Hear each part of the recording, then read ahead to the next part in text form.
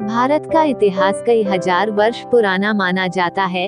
65,000 साल पहले आधुनिक मनुष्य या होमो सेपियंस अफ्रीका से भारतीय उपमहाद्वीप में पहुंचे थे, जहां वे पहले विकसित हुए थे। सबसे पुराना ज्ञात आधुनिक मानव आज से लगभग 30,000 वर्ष पहले दक्षिण एशिया में रहता है।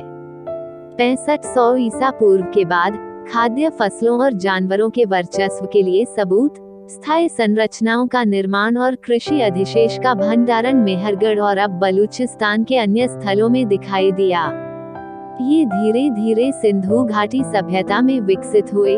दक्षिण एशिया में पहली शहरी संस्कृति, जो अब पाकिस्तान और पश्चिमी भारत में 2500 ईसा पूर्व 1900 ईसा पूर्व के दौरान पनपी। मेहरगढ़ पुरातात्विक दृष्टि से महत्वपूर्ण स्थान है, जहां नवपाषाण युग 7000 ईसा पूर्व से 2500 ईसा पूर्व के बहुत से अवशेष मिले हैं।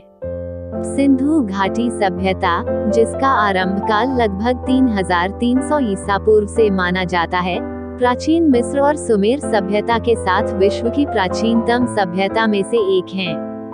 इस सभ्यता की लिपि अब तक सफलतापूर्वक पढ़ी नहीं जा सकी है। सिंधु घाटी सभ्यता वर्तमान पाकिस्तान और उससे सटे भारतीय प्रदेशों में फैली थी। पुरातत्व प्रमाणों के आधार पर 1900 ईसा पूर्व के आसपास इस सभ्यता का अकस्मात पतन हो गया। 19वीं शताब्दी के पाश्चात्य विद्वानों के प्रचलित दृष्टिकोणों के अनुसार आर्यों का एक वर्ग भारतीय उपमहाद्वीप की सीमाओं पर 2000 ईसा पूर्व के आसपास पहुंचा और पहले पंजाब में बस गया और यहीं ऋग्वेद की ऋचाओं की रचना की गई। आर्यों द्वारा उत्तर तथा मध्य भारत में एक विकसित सभ्यता का निर्माण किया गया, जिसे वैदिक सभ्यता भी कहते हैं। प्राचीन भारत के इतिहास में वैदिक सभ्यता सबसे प्रारंभिक सभ्यता है, जिसका संबंध आर्यों के आगमन से है। इसका नामकरण आर्यों के प्रारंभिक साहित्य वेदों के नाम पर किया गया है। आर्यों की भाषा संस्कृत थी और धर्म वैदिक धर्म या सनातन धर्म के नाम से प्रसिद्ध था। बाद में विदेशी आक्रांताओं द्वारा इस धर्म का नाम हिंदू पड़ा। वैदिक सभ्यता सरस्वती नदी के तटीय क्षेत्र, जिसमें आधुनिक भारत के पंजाब, भारत और हरियाणा राज्य आते हैं, में विकसित हुई। आमतौर पर अधिकतर विद्वान वैदिक सभ्यता का काल 2000 ईसा पूर्व से 600 बीसी के बीच में मानते हैं, परंतु नए पुरातत्व उत्खननों से मिले अवशेषों में वैदिक सभ्यता से संबंधित कई अवशेष मिले हैं, जिससे कुछ आधुनिक विद्वान यह मानने लगे हैं कि वैदिक सभ्यता भारत में ही शुरू हुई थी। आर्य भारतीय मूल के ही थे और ऋग्वेद का रचना काल 3000 ईसा पूर्व रहा होगा, क्योंकि आर्यों के भारत में आने का न तो कोई पुरातत्व उत्खननों पर आधारित प्रमाण मिला है और न ही DNA अनुसंधानों से कोई प्रमाण मिला है। हाल ही में भारतीय पुरातत्व परिषद द्वारा की गई सरस्वती नदी की खोज से वैदिक सभ्यता, हड़प्पा सभ्यता और आर्यों के बारे में एक नया दृष्टिकोण सामने आया है। हड़प्पा सभ्यता को सिंधु सरस्वती सभ्यता नाम दिया है, क्योंकि हड़प्पा सभ्यता की 2600 बस्तियों में से वर्तमान पाकिस्तान में सिंधु तट पर मात्र 265 बस्तियां थीं, जबकि शेष अधिकांश बस्तियां सरस्वती नदी के तट पर मिलती हैं। सरस्वती एक विशाल नदी थी, पहाड़ों को तोड़ती हुई निकलती थी और मैदानों से होती हुई समुद्र में जाकर विलीन हो जाती थी। इसका वर्णन ऋग्वेद में बार बार आता है। यह आज से 4000 साल पूर्व भूगर्भीय बदलाव की वजह से सूख गई थी। आर्य लोग खानाबदोश गडेरियों की भांति अपने जंगली परिवारों और पशुओं को लिए इधर से उधर भटकते रहते थे। इन लोगों ने पत्थर के नुकीले हथियारों से काम लेना सीखा। मनुष्यों की इस सभ्यता को वे यूलिथ सभ्यता कहते हैं। इस सभ्यता में कुछ सुधार हुआ तो फिर चिलियन सभ्यता आई। इन हथियार औजारों की सभ्यता के समय का मनुष्य नर वानर के रूप में थे। उनमें वास्तविक मनुष्यत्व का बीजारोपण नहीं हुआ था। मुस्टेरियन सभ्यता के पश्चात रेंडियन सभ्यता का प्रादुर्भाव हुआ। इस समय लोगों में मानवोचित बुद्धि का विकास होने लगा था। फिर इसके बाद वास्तविक सभ्यताएं आई, जिसमें पहली सभ्यता नवपाषाण कालीन कही जाती है।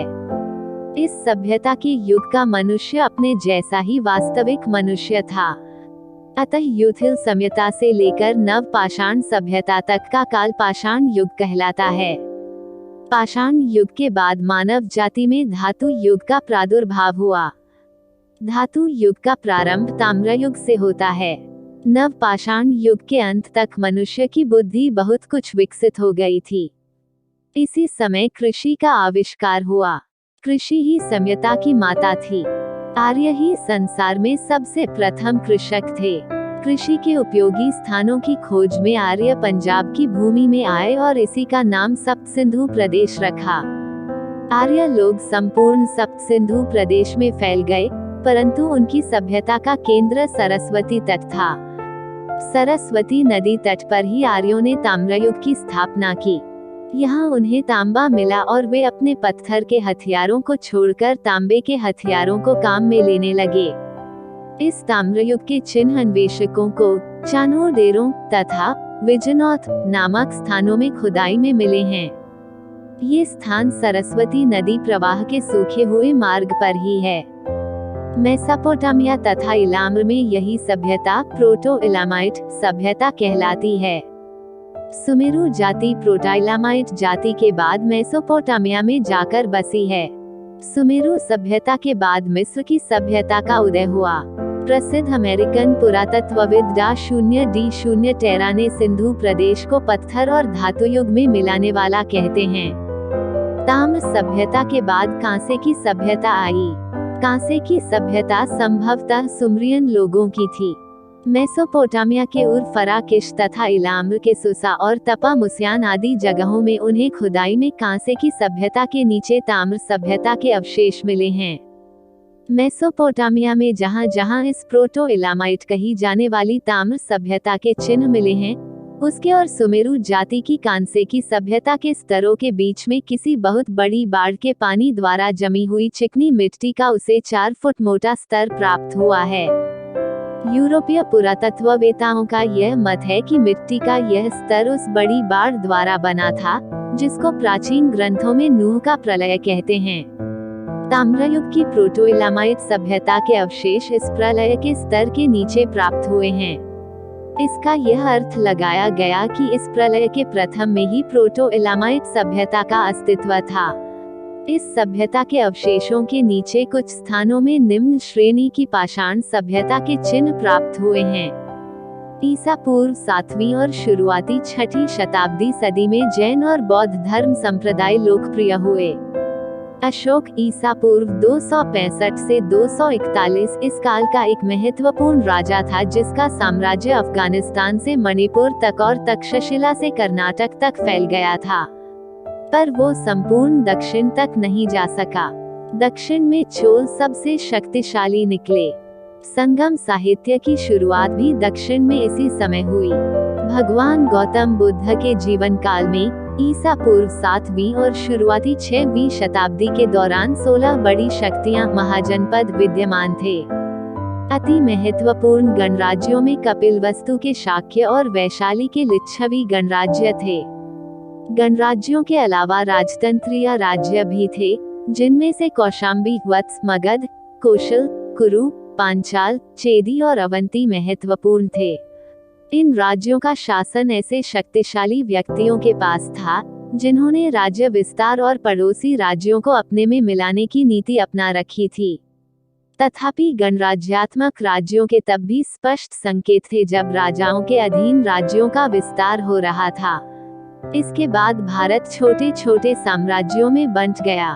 8वीं सदी में सिंध पर अरबों का अधिकार हो गया। यह इस्लाम का प्रवेश माना जाता है। 12वीं सदी के अंत तक दिल्ली की गद्दी पर तुर्क दासों का शासन आ गया, जिन्होंने अगले कई सालों तक राज किया। दक्षिण में हिंदू विजयनगर और गोलकुंडा के राज्य थे। 1556 में विजयनगर का पतन हो गया। सन 1526 में मध्य एशिया से निर्वासित राजकुमार बाबर ने काबुल में पनाह ली और भारत पर आक्रमण किया। उसने मुगल वंश की स्थापना की, जो अगले 300 वर्षों तक चला। इसी समय दक्षिण पूर्वी तट से पुर्तगाल का समुद्री व्यापार शुरू हो गया था। बाबर का पोता अकबर धार्मिक सहिष्णुता के लिए विख्यात हुआ। उसने हिंदुओं पर से जजिया कर हटा लिया। 1659 में औरंगजेब ने इसे फिर से लागू कर दिया। औरंगजेब ने कश्मीर में तथा अन्य स्थानों पर हिंदुओं को बलात् मुसलमान बनवाया। उसी समय केंद्रीय और दक्षिण भारत में शिवाजी के नेतृत्व में मराठे शक्तिशाली हो रहे थे। औरंगजेब ने दक्षिण की ओर ध्यान लगाया तो उत्तर में सिखों का उदय हो गया। औरंगजेब के मरते ही 1707 में मुगल साम्राज्य बिखर गया। अंग्रेजों ने डचों, पुर्तगालियों तथा फ्रांसीसियों को भगाकर भारत पर व्यापार का अधिकार सुनिश्चित किया और 1857 के एक विद्रोह को कुचलने के बाद सत्ता पर काबिज हो गए। भारत को आज़ादी 1947 में मिली, जिसमें महात्मा गांधी के अहिंसा आधारित आंदोलन का योगदान महत्वपूर्ण था। 1947 के बाद से भारत में गणतांत्रिक शासन लागू है। आज़ादी के समय ही भारत का विभाजन हुआ, जिससे पाकिस्तान का जन्म हुआ और दोनों देशों में कश्मीर सहित अन्य मुद्दों पर तनाव बना हुआ है।